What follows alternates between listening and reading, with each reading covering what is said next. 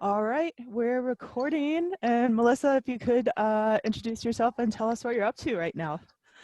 All right. My name is Melissa Ivey, aka MZ Ivey, also known as the musical doula. And right now I am in my family's home, excited to share a nice little cup of something warm with Tamika and chat about the things. Awesome. We have lots to talk about, and I'm really excited about that. You're a super dynamic individual, and I think it's so amazing that we've become friends over a period of time. Because I think the first time I heard about you and saw you perform was at this. It was like a bunch of folks performing that night, and it was almost 20 years ago, actually. And I didn't say hi at the time because I'm like, everyone's so awesome. I'm gonna go home now. Was this like one of the Lilt festivals or something like that, or Maybe I People's think Fair or that, something? yeah, it was probably one of the festivals or something, because like it was a bunch of like femme punky rock and roll kind of folk singers. I remember. I don't remember all their names. I have a couple of tapes in the shoebox somewhere from that night. You said tapes, girl. Uh-huh. You I said said tapes. tapes. I love you, human. I love you. Yeah, so secret's out. I've been doing this a long time. I started in a punk band when I was 15 and was shortly on our self-produced tours. So I've been doing the indie like rock thing for a couple of decades now, and lots of good memories in town, lots of good memories in the world. And that's why I'm the musical doula. Music is first and foremost in my life, and it continues just to be the driving force of my creative spirit. And yeah, we've sung together a few times, and hopefully a few more times coming up. I'm excited about that. And uh we were talking a little bit beforehand about there's a lot more things that you're doing too, a lot of things in kind of the healing realm, and also building a world of I think you said future ancestors. Is that? Yeah, so I think the transition from troubadour, aspiring rock star, uh, turn to activist, artivist was like, how did I even get here? And so it's kind of a cool story. I was just doing my thing in town, like taking the gigs, playing the shows, managing my band, doing the tours. And I got asked by a group of my friends from the Flowbots, who you may have heard of. And they asked me to come to a place called Denver Children's Home, which is a live-in on-site, like foster care, like live-in facility. Mm-hmm. So my own story coming from being in the foster care system and being, awarded of like a teenage runaway and having to go through the process of like, incarceration for those things at a really young age. I just really saw myself in a lot of these students. I saw a lot of their family situation, and I saw a lot of really amazing kids who just needed love. Yep. And so to me, when they were saying like, oh, do you want to know about these kids' story or their background, or, make sure you watch out for this, kid, they are like this. I really didn't want to hear any of that.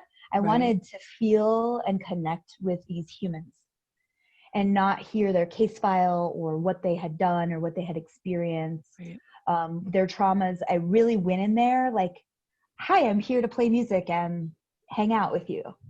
And so it was really well received. I didn't realize that I was entering my first step to mentorship at the time. I was just hanging out with friends. I was just being the adult in the room that I wish I had in the room. Right. I was speaking the language of like, oh, you guys want to learn music through Slipknot? Okay, let's listen to that. Like, we don't have to talk about Beethoven. Like, we can. But if that's what's calling you, like, I'll listen to Dr. Dre up in here. Yeah, let's do it. Let's break down these beats and learn like whole notes and quarter notes. So the Flowbots really gave me tools, and they had this program called Fight with Tools. And so I was one of the early artists in Denver to go through this program and then be integrated to public schools, into after school programs. And so I found myself not wanting to book club shows or like these bar shows that at that time in my career were really draining and financially not paying the bills anyway. Mm-hmm.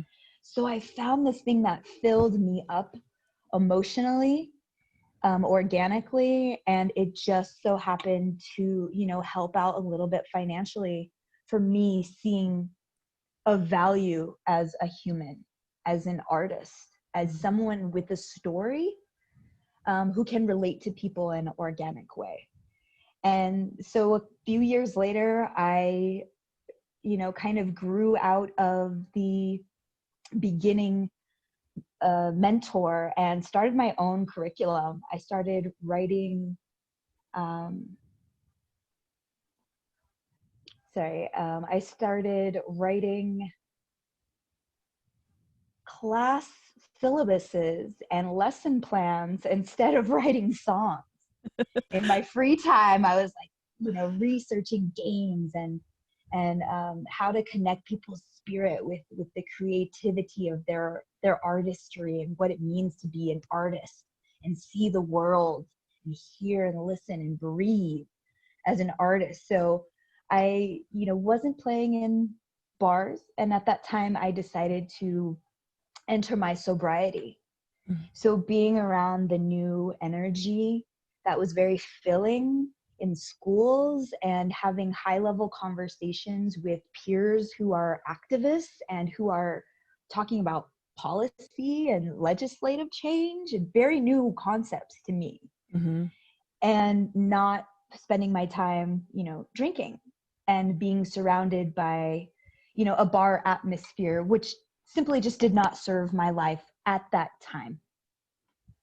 Right. So fast forwarding a little bit forward, like to future ancestors, which houses my creative spirit, my generosity, and these different projects that are just calling to my soul from generations back and generations forward. So I've said a lot, but that's kind of the journey that has gotten me to being not just a musician, a songwriter, taking any show everywhere, but to being mentored and being able to mentor other. Mm-hmm. And so now I'm coming into my adulthood with a lot of support and a lot of skills, which I'm so thankful for. So thankful for.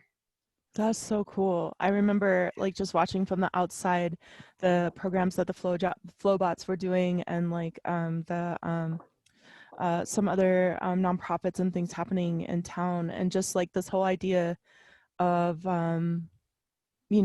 like teaching mentors to mentor or mentoring mentors to mentor, because it never feels like an imposition. Like I've definitely gone in with some different programs, and there always seems to be some kind of missing piece in a lot of them, what you're describing is like totally something different. It's going in with an absolute understanding of where these kids are. I just remember going in with one program at a high school when I was in my undergrad at one of my internships, and one of the kids, like, he kind of reminded me of my little brother, and so I sat next to him, asked him if I could sit there and stuff, and he's like, I understand what y'all are trying to do, but you just fundamentally don't understand what we're going through and the kind of obstacles that are in front of us. Like, very mature response. And I remember, and that just really stuck with me. A lot of times, a lot of groups go in and they're imposing, but obviously not Flowbots and not the things that you've kind of found yourself in. which I really super appreciate. And I just felt the need to say something like that, because I think a lot of organizations are missing that piece, you know, like how do you go in and actually understand the communities that you're talking with? You know, you have conversations with them instead of just going in and assuming what they need, you know. So this is fucking cool. Like what's happening And here. I think the reflection of how to truly be in service, in seva, Mm-hmm. what does that truly mean? So the reflection that I have been able to witness, and the privilege, oh man, the privilege that I've had of being adopted by Alicia Fall. Uh-huh. When she started working with our relatives in Haiti, our chosen relatives in Haiti, Mm-hmm. she came in with an idea and a knowing that something needed to be done. She didn't know, my mother didn't know what it was. And so she got on a plane with our translator, with a couple other people on our board and supporting. And she went down to Haiti, asked them, "May I help you?" Mm-hmm. That was the first thing of the conversation. Right. And then, here's who I am, here's where I'm coming from. And then it was, what can I do? So I liken it to, you know, having someone come in your house in the middle of the night and just start moving your furniture around Yeah. and redressing the way that you live your life because they wanted to help. Mm-hmm. And they thought you needed, you know, your couch on this side and your bookshelf over here. That's not helping someone. Mm-mm. And so as Americans, we can wrap our heads around that story. No, Mel, please don't come over and move my couch at 12 in the morning with Jenna. Please, please, that's not helping. We can wrap our heads around that. But when we start talking about diversity program, when we start talking about nonprofits who are well-meaning individuals who want to help, who have this fire inside of them with compassion and kindness. However, we need to be guided and we need to see other people truly help.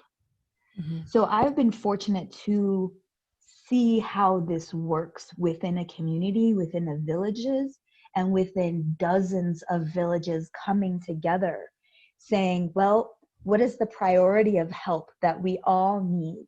What does that look like? And then we take action. Mm-hmm.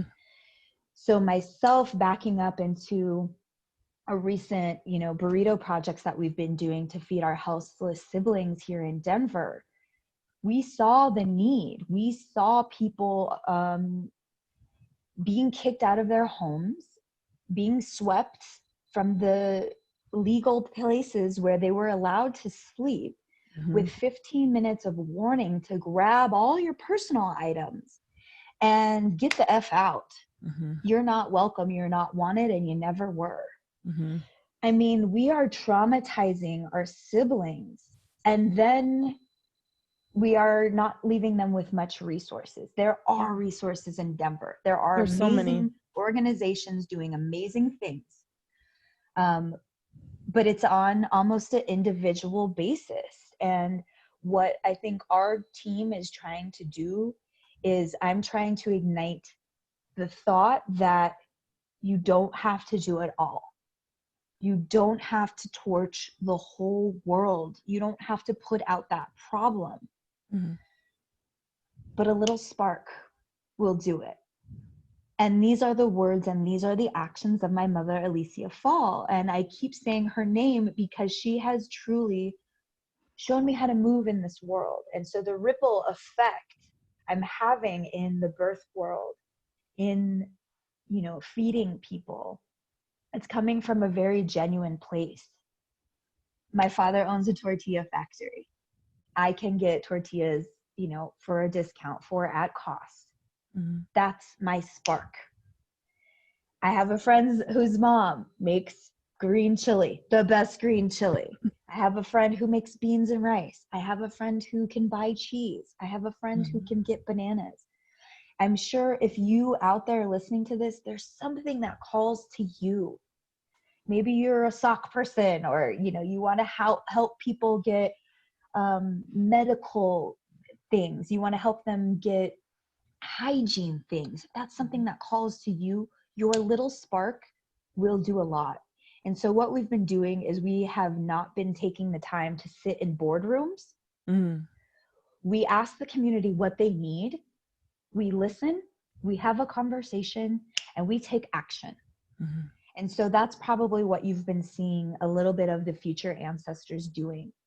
Because I know I can't feed the now 1,000 people, but I can do a little bit. And so that's really the idea of everything that future ancestors is doing.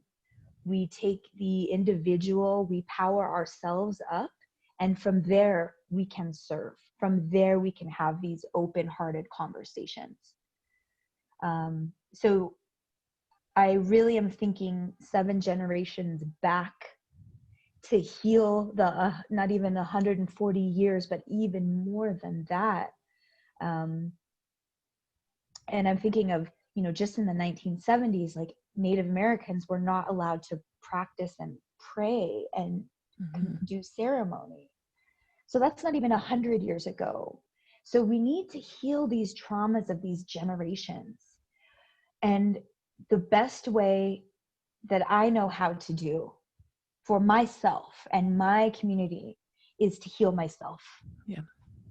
Is to do the shadow work, is to look at the dark spots of my family lineage, of my grandfather's, grandmother's actions, and to also forgive. And coming from a place of genuine fullness, not, oh, I forgive so that I can move forward to the next level. No. Because that's sweeping under the rug, right, in order to make things appear tidy. So this spiritual work that we're doing, we're feeding people, we're birthing the humans, we're creating a full family wellness, and we are having strong discussions with our elders to know better and to know how to be better, and to also keep them accountable in their mental health, in their cycle, to serve our elders. So I have a feeling like I will not see the full blossoming and fruits of 7 generations of future ancestors. And that means that I'm dreaming big enough. I love that. Because that's like something that's fundamentally missing in especially American culture. There's something I talk about a lot is like I've definitely in the past heavily bought into this idea of individualism tied to meritocracy as the way things should be, and not realizing everything from like how the odds were stacked against me from coming from a working class background, and also being brown, being black, mixed race, and being like those things at the forefront, being queer. So like there 3 strikes so far, and just like the thing that happens when you become even a little bit educated, where you leave your communities behind, and just like this abject kind of disrespect for anyone on either side of you, including your elders or youth. And so I love seeing that there's this action like connecting the full spectrum of human experience, like in every season, because that is definitely something that's missing, as well as like accountability and responsibility for the communities that we come from and that we're trying to heal and also build. A lot of people don't seem to have answers for things like, the broken pieces and the trauma and the dark spots in our community is like how do we run away from them? How do we get the tools to be able to create healing and to move forward and strength together? And you know, because you hear a lot of like, you have to put up boundaries and all this other stuff. Yes, and there's this other piece that we're not talking about.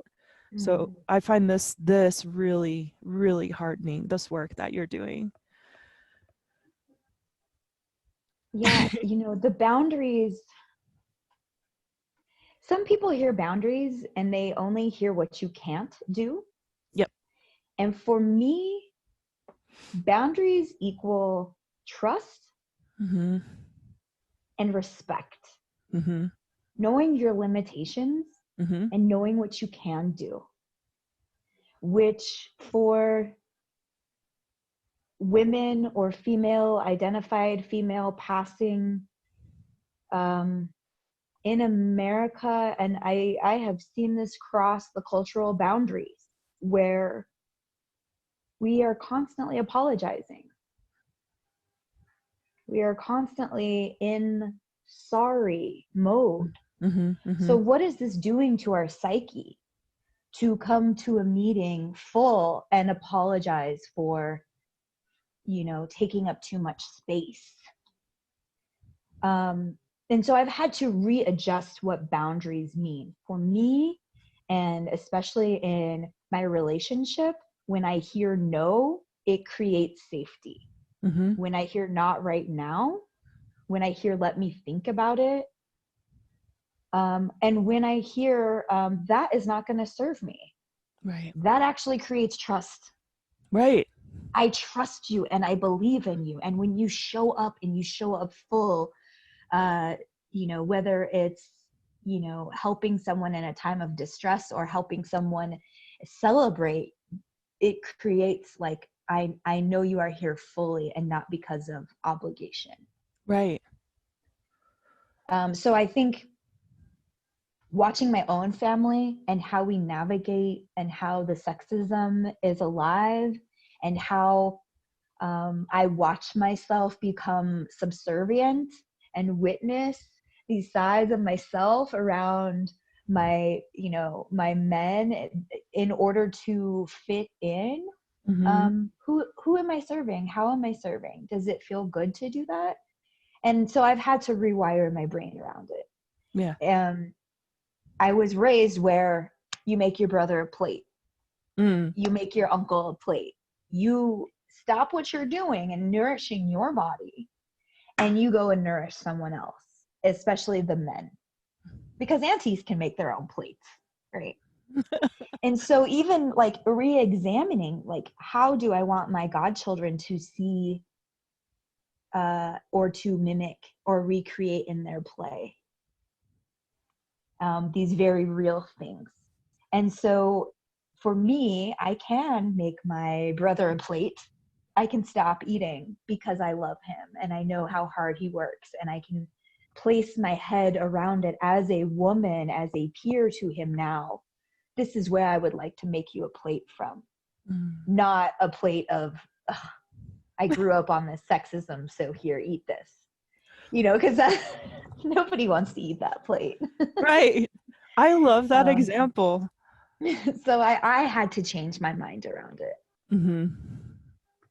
I love that example. I think similarly in my life, I've been like reframing a lot of things, and a lot of it has to do about like where I came from, you know, because it's really easy to kind of carry like oh, there are all these things and it's never going to change now, therefore I'm doomed.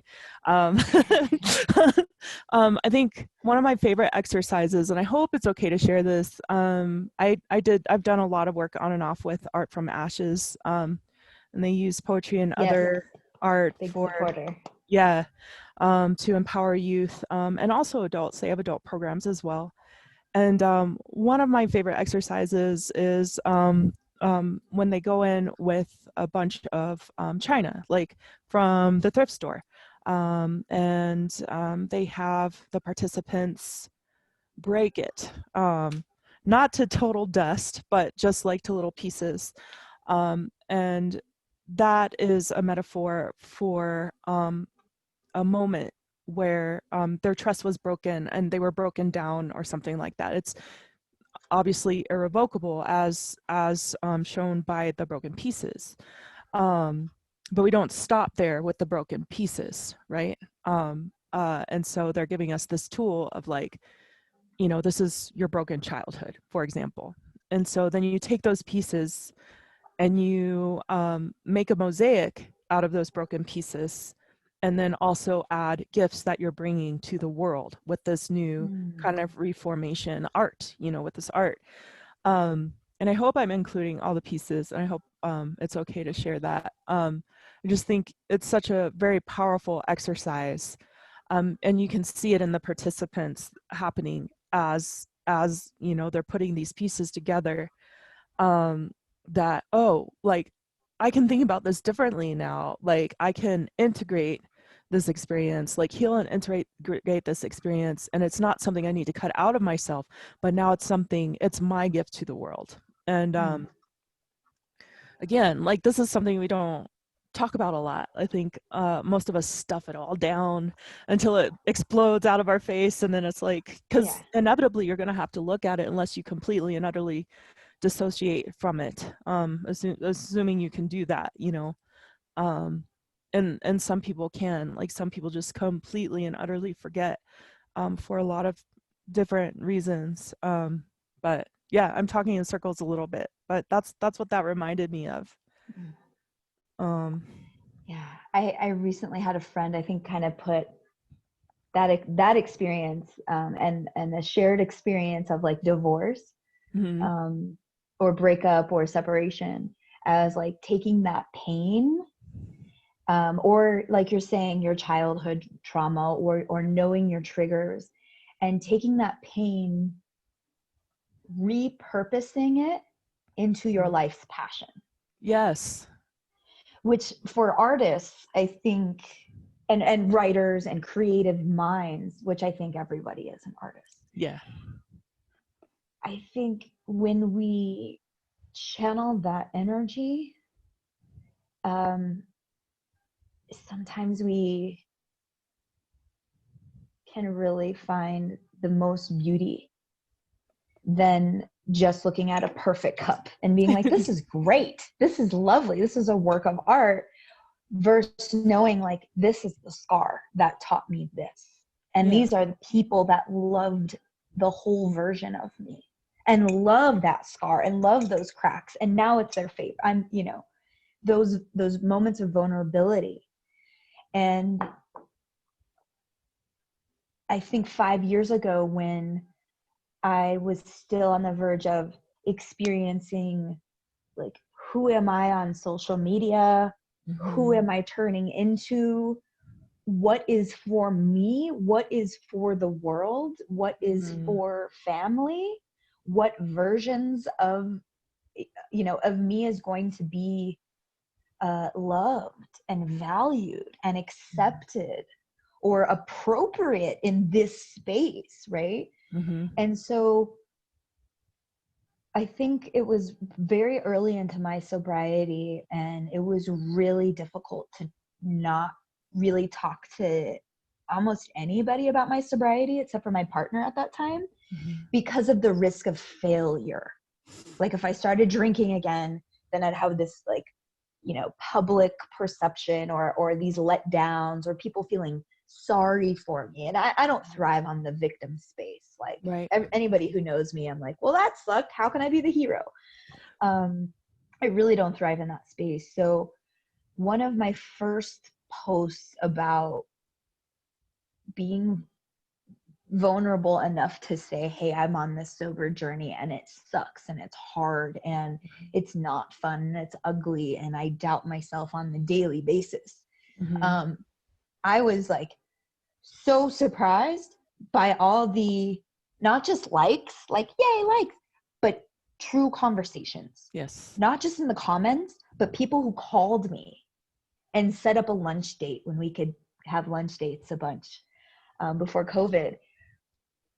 The amount of support and the amount of people waiting in the wings for that level of vulnerability, I was not prepared for, being a very methodical at times marketing person of my brand. Right. And so to be like, oh, let me show you a little version of like the real Mel, not this like brand of Melissa Ivey, right? Right. And the more that I had these people just loving the Mel and this new sober Mel and being like, hey, darling, let me not take you for a drink. You know, I loved that. I loved finding my people.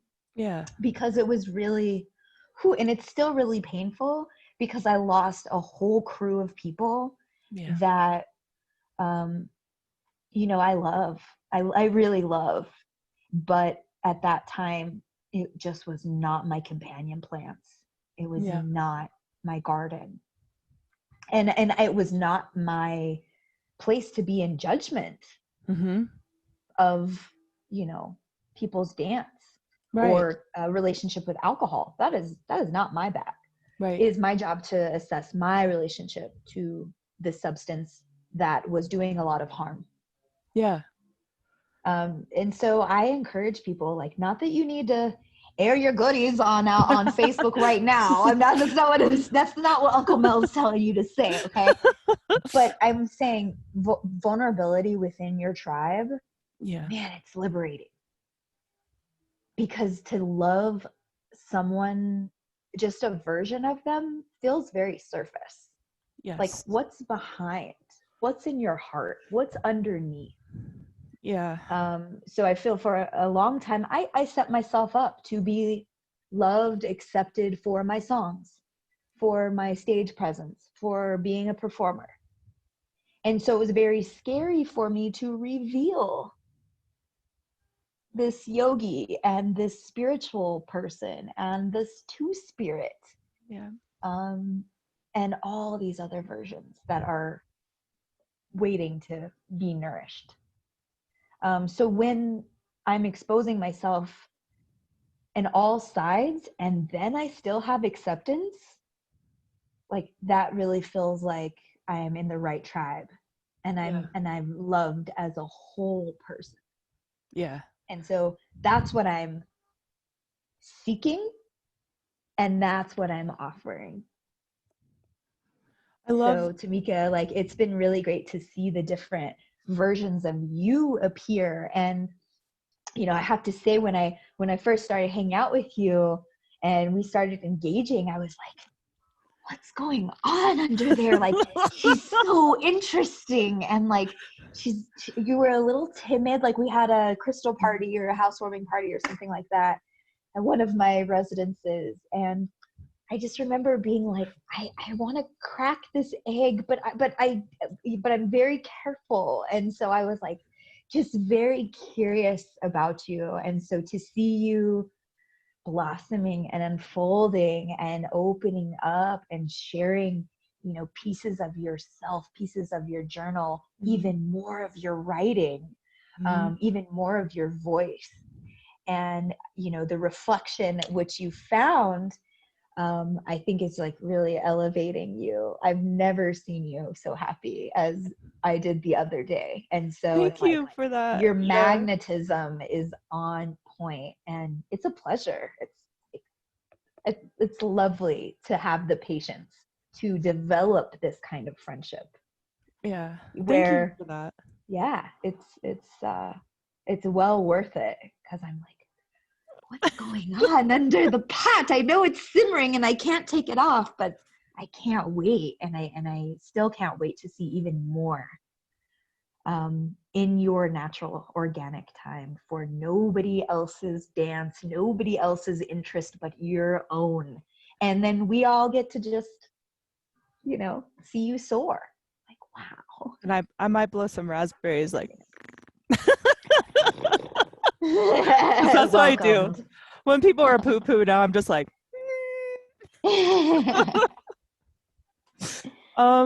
Thank you for all of that. I know, like, similarly, I've definitely been grown by my community and have been slowly like stepping into different parts of communities. So like a big part for me was um, agua y sangre healing, because I knew that I wanted to do massage and body work in certain capacities and for certain communities. So, you know, folks that aren't represented on either side of the table very much, like activists, elders, LGBTQIA2 plus, people of color, and you know, on and on. So like that really grew me a lot, and it challenged me a lot too.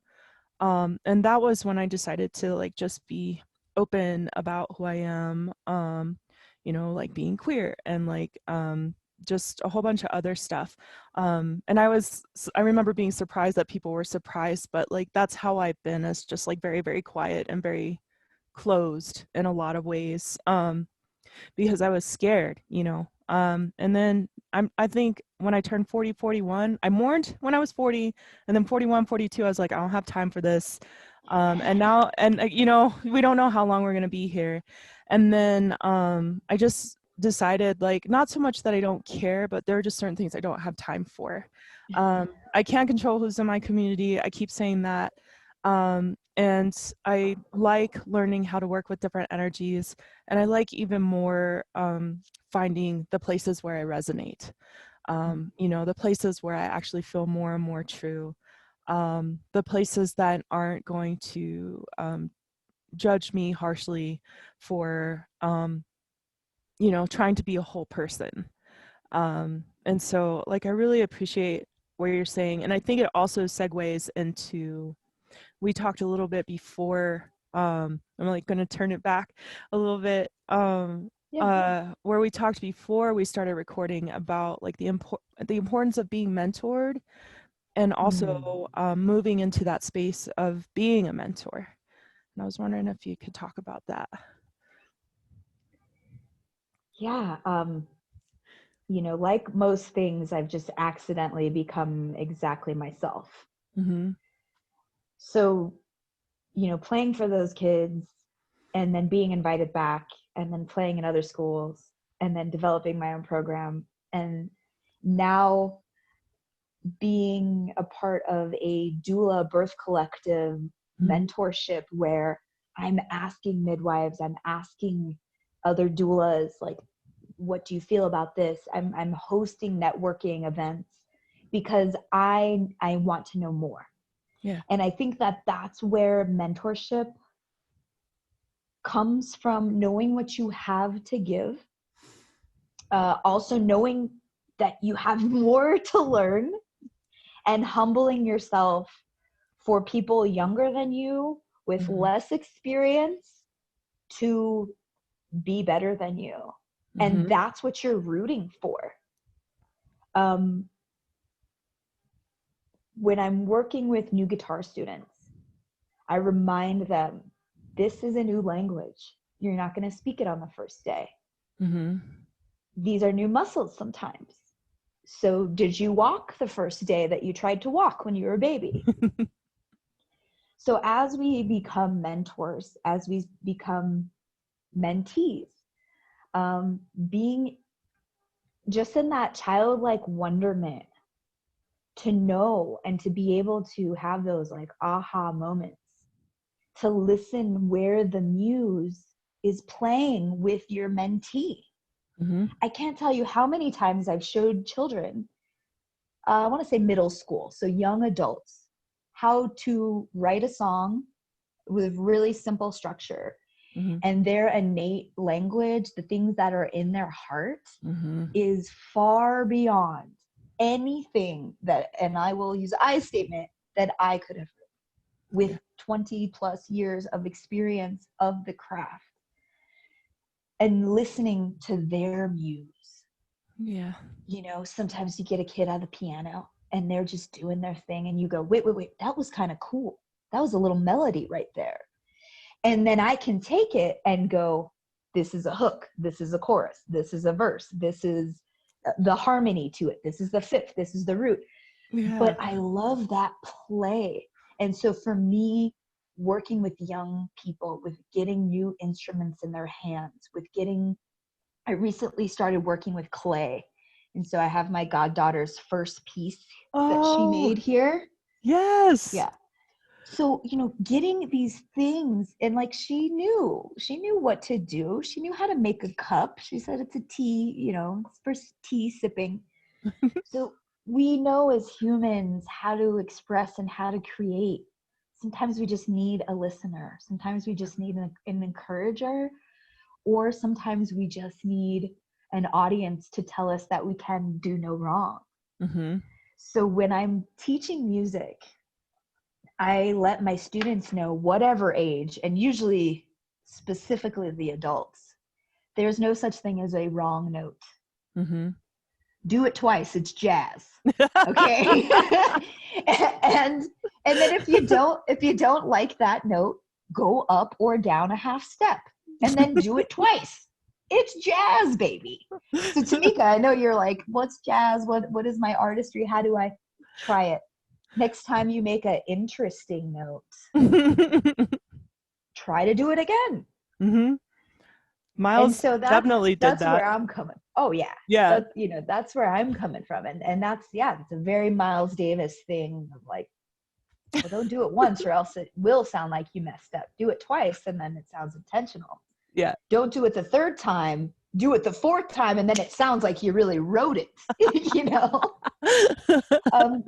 So I think that's the gift. That's the gift, is being able to see a 6-year-old child who just picks up the guitar and has it, man, and just is like strumming, and they don't know, but they're doing it already.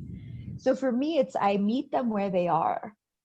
And then we do a little bit of, here's a tool, here's a technique. You might want to try this with what you're doing. So for me, that's how I wish I would have been mentored, with a light and loving hand. Yeah. With some celebration, and then, let's check on this real quick. Yeah. Not such a wrong. Mm-hmm. It's black or white. It's this or that. Mm-hmm. And, we have these moments in life that I think heal those traumas. Specifically when I was, I was just talking to my father about this. When I was in 3rd grade, I did an art project, and I remember it so vividly. I wish I could find it, but we were supposed to write like a word. So if the word was like hairy, you would write the word like all hairy, right? You would draw it in like a bunch of hair. So my word was mirror. Cool. And I took a mirror and did the exact like reflection upside down and like kind of backwards a little bit. And I thought it was cool. And I was like, got a C in art class. And I remember my parents coming to teacher conference night or whatever. And the art teacher was like, she just won't follow directions. We were supposed to do a fish and she did, an octopus. We were supposed to do this mirror and she did it the way she wanted to do it. You can't just walk in the world doing whatever you like. And luckily, my abuelita, who's been like my VIP forever since day one, was like, isn't that what art is about? Right. Isn't that, it's breaking the rules, it's bending, it's looking at things a different way. My grandmother always saw that in me. I looked at things slightly just varied. I asked different questions than all of the kids that she had raised before. So she knew to look out for me and to keep my rebellious spirit. So she got me private art classes. Nice. And and I was doing like oil paintings and pastel paintings and like doing, contests and things like that. And like by 4th grade. And so I think it's really important for us to have a mentor and someone in our life that can see the gifts that we have, can see the talent, whatever that looks like, and just advocate. That's what I need. That's all I needed. And so to end this story, to close the file, I got asked to do a piece at the Denver Art Museum that was supposed to be a performance art piece from the future ancestors. It was a political performance art piece with several of the community members representing the elements and discussing the murdered missing Indigenous women topic through a very intense scene that I orchestrated. And so when I got contacted by the Denver Art Museum, like, it was one of those moments in life where you just look back at the people who tried to limit your vision or dim your light or tell you in third grade that, like, you'll never be an artist. And so for me, I was like, man, I wish I could find Mr. So-and-so and like invite him to my art opening and like thank even that energy, because you can alchemize it. You can, you know, but it was kind of cool to go in my like,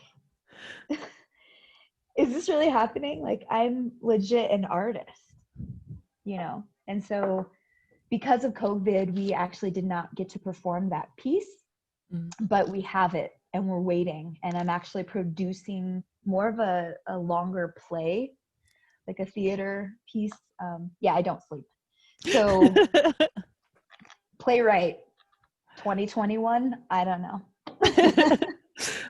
I think that's something that interesting to note too is I think a lot of times, like, when we become fans of a certain aspect of an artist or a certain phase, like whether it's painting or whatever, sometimes we like become super attached to that one thing. And the thing is we're fucking whole people, and we you know, we're the things that feed us are probably going to change.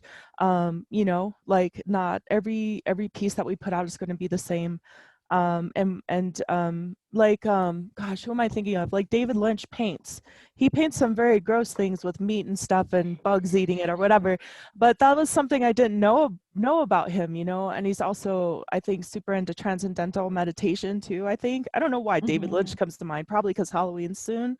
But like, that's the thing, is like there's just like all these different facets because we are whole people, and so it always excites me to meet other people who, I mean, of course there are artists who are about one particular thing, you know, and that's fine too. I know I like to hang out with people who are who well, even if they do that one thing, they're often doing a lot of other things kind of in their own time that, you know, helps to feed them and stuff. So that's a whole other conversation. Yeah, that's a whole other conversation. I'm getting off track. Yeah, multi-talented artists. Like, yeah, don't pigeonhole us. Like, Yeah, don't. expect more from your local artist or from your favorite artist. I think challenging myself as an artist to work within other mediums brings me back to that childlike wonderment, because I can never go back to that first year of playing guitar. I can never approach the instrument with such innocence, with such, I mean, at that time I was angry. So I can never approach the guitar in that same way the rest of my life. It's you could see the sadness in my eyes. It's like the more you master something, it's like, the more I'm thinking like, oh, I'm doing a seventh chord. I wonder if I do a da-da-da. Then it might be, I'll never again just kind of have that. Like, I'm so curious. Like, what are these notes and what is this doing? And this is so like weird and novel, right? So I'll never feel that again with my instrument.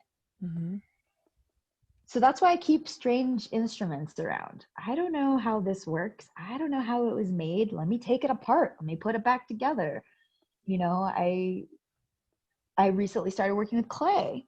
Yeah. And I'm like, I don't know what I'm doing, but it feels great. And this is weird. And I don't want to learn too much. And I don't want to take a class. And I might hang out with my friend, my bandmate Emily, so she can give me some tips. But, other than that, like, I want it to be new and different and exciting still. Mm-hmm. And my phone's about to die. So I'm going to take you in the dungeon and plug it in. But I think if we can keep that humbleness in our lives, if you don't know how to cook, start cooking. Yeah. Burn some stuff. Do it. Yeah. Keep the fire extinguisher close. Like, that's what I had to do to make pretty food. I could not cook for the life of me about 10 years ago. Now I love it. I even, like, my sister and we cook together. It's the most amazing thing in the world. So, like, throw some clay around, make some ugly things, like burn some food, try putting a seed in the ground. It might Yeah. not grow. You may overwater it. It might not have enough sun. The soil may not be ready, a million things. Mm-hmm. But you just may grow something. You just may Right. surprise yourself. Yeah. I like so the reason why Melissa's pointing at me is because early in COVID, the first 2 months were super hard, and then I sent out a message because I all of a sudden just wanted to have my hands on plants. And I live in a basement, so I was like, yeah, send me all the low light, easy to grow plants because I know how I am. What happened was people started bringing actual like food plants and seeds, and so Melissa actually brought um like seeds from Navajo Nation and like a beautiful little tomato baby, and I was like, this is a lot of fucking responsibility. Like I was No mad. pressure. I was so mad. Funny thing about that too, the very next day a friend put out a post that she was going to Navajo Nation with donations, and I was like, message received, here's like many pounds of coffee and like what do you need, like paper towels, you got it, please take these. Yeah. And then yeah, I started just putting stuff in the ground, and like a lot of stuff didn't take, but the things that took really did, and I've been learning Really did. You so got that nice much. green thumb. I've been learning so much from gardening about like resilience, like things want to grow, and just even just my headspace, like when things were tricky or hard or rocky or whatever, I knew I had to go home and check on my plants, to make sure that they were okay. Or when my head was getting too muddy, it's just like, like even my therapist, like, you go out in the garden with bare feet. I'm like, okay. So it's been like this incredible gift. And then of course coming and helping to harvest before the snow that we just had, and it has just absolutely shown me what actual community looks like, because I know in a lot of instances I've seen, like dog eat dog kind of energies, and like scratch my back and I'll scratch yours. But gardening, I can't remember who started this, but I've been hearing it iterated over and over. It's like you when you start gardening, you kind of have joined a cult where like people just bring you shit. Like people brought me like huge amounts of potting soil and like fertilizer, and like I'm like, I haven't even really talked with you very much, and you're just bringing me this stuff. And then of course now I have some stuff to give, like here's a huge zucchini plant that you can harvest for seeds, and like things like that. And so it's been really awesome. So yeah, thank you for being part of that. I was just like, what? No, what? Why though? We're going to get you, Tamika. Well, and now I'm hooked, so I'm just like, I gotta figure Yeah. out how to continue this. So I'm really excited about that. There was something else you were saying too that reminded me, like just that whole like mentorship thing, and I can't remember exactly what connected it, but it reminded me of Victor Wooten, who's a freaking beautiful human being. As far as I can tell, I went to one of his talks, and he was talking. It was at MBS Electronics. This guy, Fat Willie. owned it. And I think he's doing it in some capacity, just not a physical store. But Victor, he was next door in that guitar shop off South Broadway, and he was talking about mentoring by creating space for young musicians on stage, and having them play with the pros so that they get Yeah. that experience. And I just thought that touched me so much, and it just I was reminded of that when you were talking about like working with students and mentees. Yeah, I music is such a beautiful language, and so bringing your true original expression of that. I mean, we're all working with the same notes. Like, Mm-hmm. there's no new notes. There's no new, I mean, they can create new toys for us, Mm-hmm. but within that, you know, we're all playing within the same, you know, scales, major, minors. We all know what it feels like when we go to like a diminished. You know, like even if you don't know what that is, if you hear it, you're like, oh, I feel diminished. You're like, that makes sense. Major, oh, I feel huge. I feel, you know. And so I think working with the cast iron queens, Yes. I am working with a legend. I am working with a living legend, y'all. Like, wow.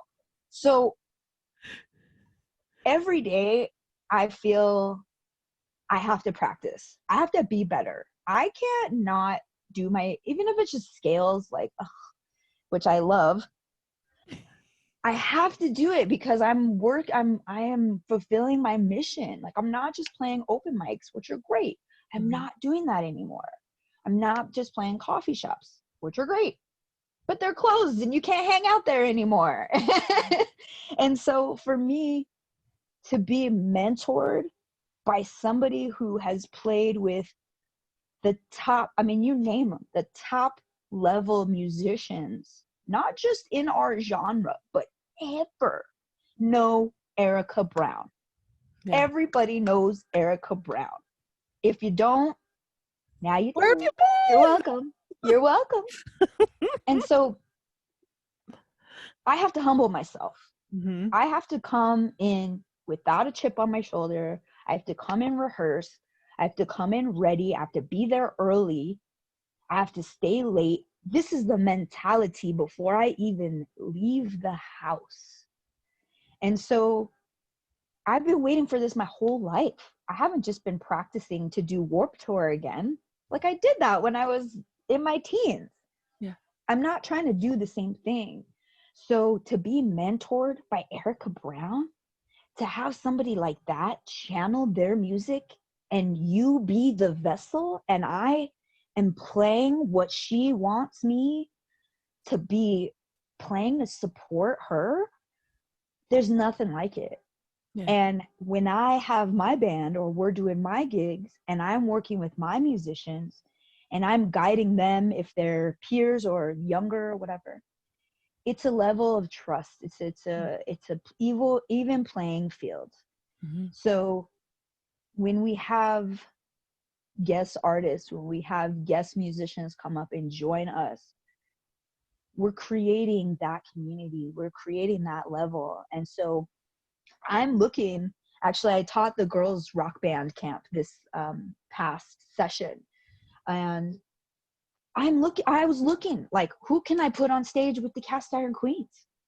Which one of these young, you know, female identified students, even if it's tambourine, Mm-hmm. and they get that experience of sound check or, you know, load in, sound check, you know, being on stage when it's empty, okay, being in the green room when people are loading in, Mm-hmm. when the stagehand comes in and says, okay, you got 5, just that excitement. And then you're surrounded by people who are all cheering you on and like, you play that tambourine, you know, or you play your heart, you know, you dance your dance, you sing your song. And so as Cast Iron Queens gets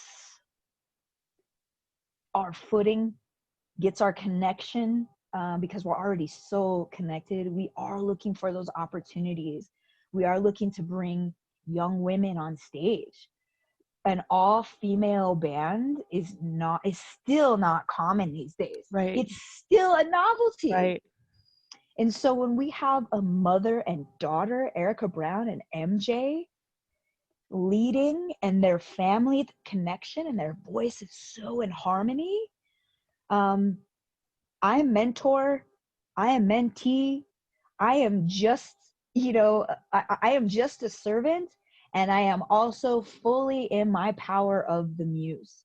And I Yeah. mean a servant to the muse. Like, she is the one that I am like. So I have to have these things like communal singing, which we're having tonight, which one of my friends hosts on a regular basis. We do it COVID safe, 6 feet, outside. Yeah. And that's the medicine. Sisters, songs, singing, community, pretty food. I have to tell you, it is something that our society holds so low. Mm-hmm. The connection of women, the spaces for women, for indigenous women, for native women, for brown women, for black women, for mixed women, for trans women, for two spirits, right? Mm-hmm. For fluid, non-binary, Mm-hmm. who are tapping into the female energy. I think it's so powerful, and I hope that it's the main ingredient of the future. Yeah. So you're gonna come sing with us tonight, Tamika? I know. I'm like, oh yeah, that was the thing I was supposed to do. I'll I pick you up. it depends on what time now that I'm on the spot.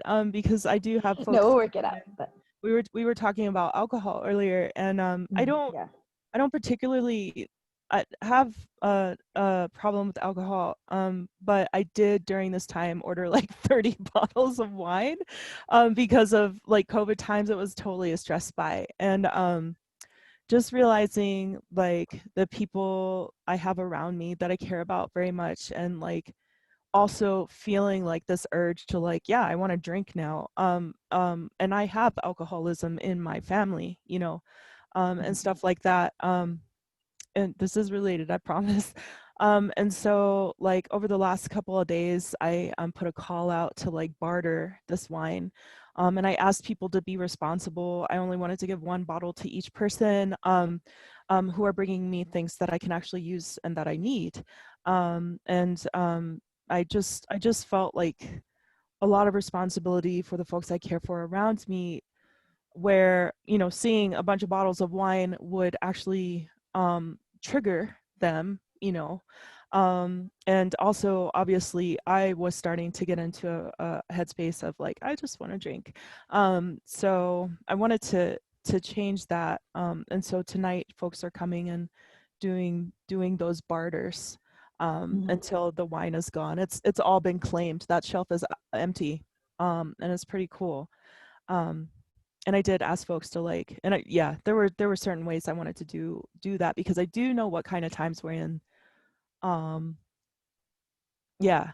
And with the singing, I'm just gonna go ahead and come clean with that. Like, I mean, I stopped singing like 6 or 7 years ago. Music has been very difficult for me, and I actually I didn't receive the message that you just keep going no matter what. And Also, music for me in a lot of ways, especially in the beginning, it was like my way out of some really tough situations. And it didn't work out, and I think it didn't work out because my reasons for doing music weren't in alignment with the kind of, who I am and who my guides and stuff want me to be.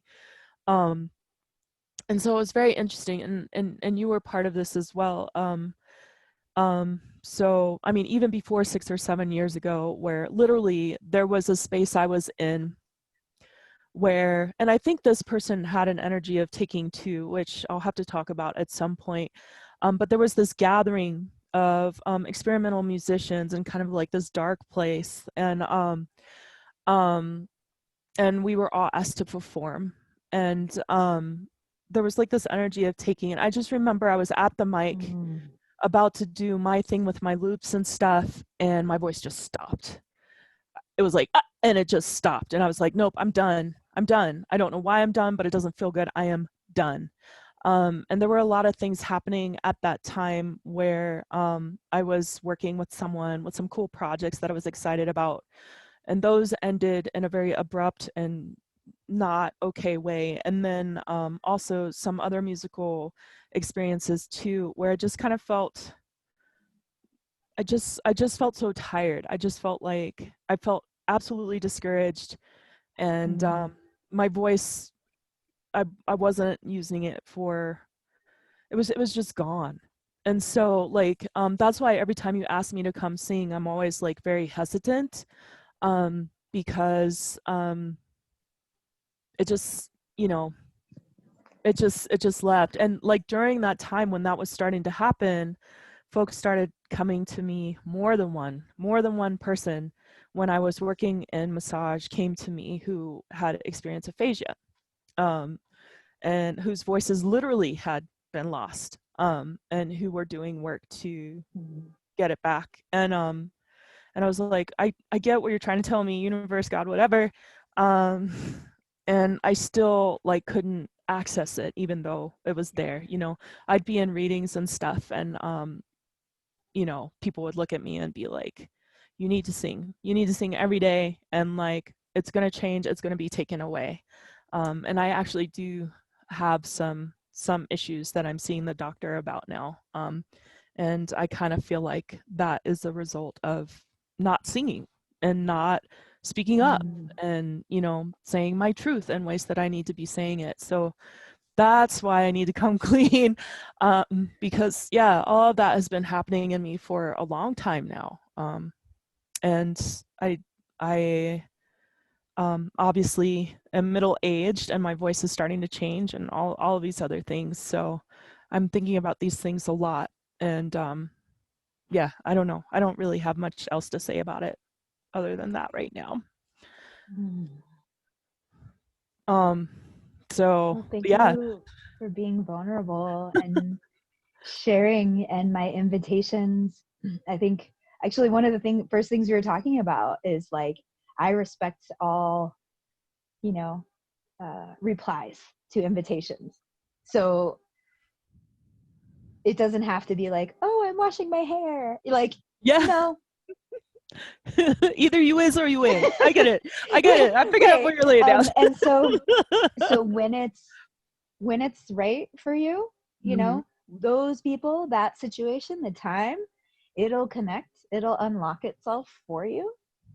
I think I was always calling this like community that was into music and into songwriting and into like political activism work, or multi-talented folks who, you know, don't just want to talk about music, but we could talk about a lot of different things. And so my manifestation rate is like super high right now. And I'm super excited about this group of women that I've been hanging out with for about a year. Awesome. And, you know, my bandmates. And so for me, I'm like sister medicine. Like when I find, you know, people that are like, I'm looking for medicine. Yeah. I think my invitation is like, if you would like, maybe here's some medicine if you would like. Yeah. You know, it's available to you. And not a like, hold your mouth open, Tamika. Like I got the end all be all for you. No, and Like, I've definitely so it will find you. It will, you know, it will come when it's called. And I want to say that listening has been powerful. As someone who's putting out a lot, talking or singing, or for me to go and go, you know what, ladies? I just need to listen for like 30 minutes. Yeah, thank you for that. I just need to be here. Mm-hmm. I actually did that 2 weeks ago when we had our meeting, whatever, you can edit that part out. But I went in and I was like in a really like space. Like my body is not recovering in the way that I want it to from, you know, this accident that I had. You know, my finances or things aren't coming like in the way that I thought they would, or relationships are like, oh, whoa, you know. And I had a lot of like let down, a lot of heartache. Mm-hmm. And so I came in and I was like, I don't want to infiltrate your circle with my like attitude Yeah. right now.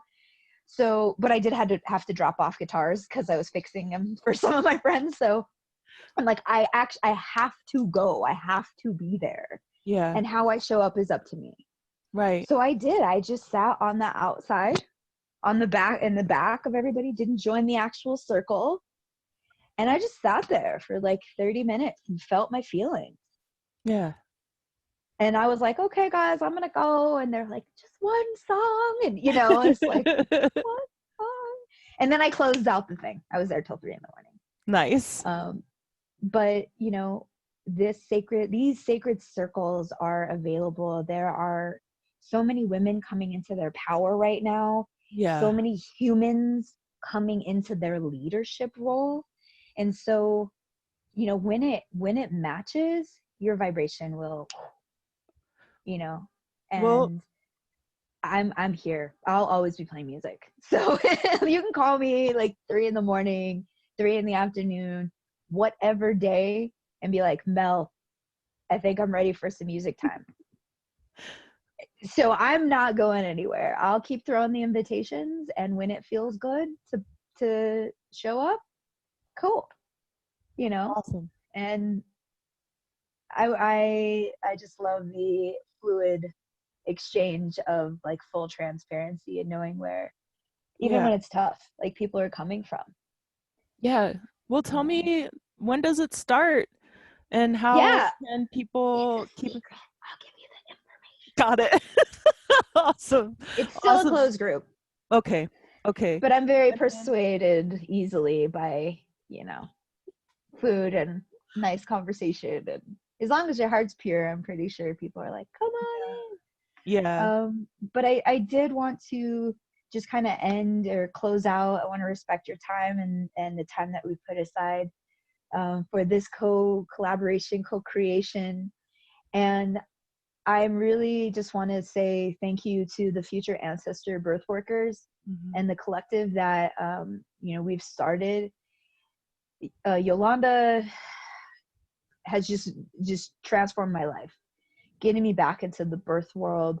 Um, and those of you who don't know Yolanda Begay-Richard, she is such a powerful mama in our community, doing some very uh, deep work to decolonize birth work. Right. We have a GoFundMe up, and we are offering our birth work services for free to communities. So in the past 3 months, we have worked with 4 families, and we have been able to do in-home massage care thanks to Jahela. We have done food preps. We've done things like yoni steams.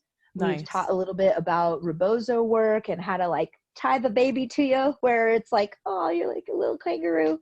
Um, and we have done 2 unintentional, unassisted births at home with the care of a midwife. Okay. So we are not charging our families. We are fundraising.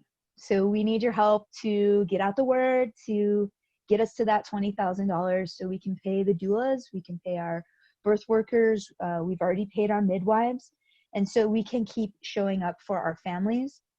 Next year, I'm going to be doing more educational workshops through Heal Denver, Okay. and I am going to continue doing online networking for doulas of color or BIPOC doulas. Very cool. I am also integrating some, you know, just open to everybody, open to the community, so that probably about once a month our white allies and or accomplices can show up if they have an offering, if they want to donate services. And we are only paying our BIPOC community members at this time and requesting that our allies donate their services. Yeah. So what we're really doing is offering full family wellness, which could be a whole other coffee, chat that we could talk about. I would love to do But that, what actually. we're seeing is we're seeing the numbers in hospitals worry us as birth workers. Right. We are seeing our brown and predominantly our Black sisters or birthing humans go into the hospitals and never come out. So this is very serious. It's something that really calls to me, having dealt with, somebody in my family not like going into the hospital as a pregnant woman and coming out in a body bag. So this is something that directly has affected me and my family. And this is where I'm really focused. Yeah. So the birth workers that we're working with now, we are either certified or in the process of getting certification. We are writing grants. We are learning how to navigate to decolonize within such a heavy patriarchal system. Mm-hmm. So I think I'll put a pin in it right there, because I could get really heated up and really go on and talk about our medical field and things like that. But I do want to say I've worked along the sides of doctors and nurses and midwives in the hospital, and there are some amazing individuals. Mm-hmm. Individuals is the key word. Right. Doing beautiful work within the construct of this capitalistic birth industry. So that being said, we just want to be able, as Indigenous women, as Black women, as birthing humans who don't even identify as women, to be able to own our sovereignty, our birth sovereignty, to be able to birth at home if that's our choice, to be able to stay out of hospitals if that's your choice, to be able to not completely go under because of the hospitalist, financial system. Okay, I'm going there, aren't I? But we really want to give people choices and options. We really want to let them know their power in this birthing world. So that's the pin.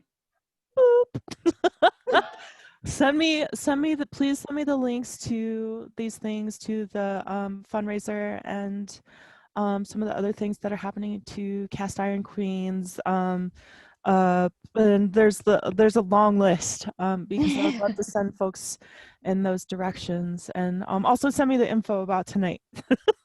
All right. If you've made it this far in the video, you get a free high five. Yeah. Yeah. All right. Okay. I'm going to close. Thank you for this time. Thank you for listening. Thank you. Absolutely. Thank you so much.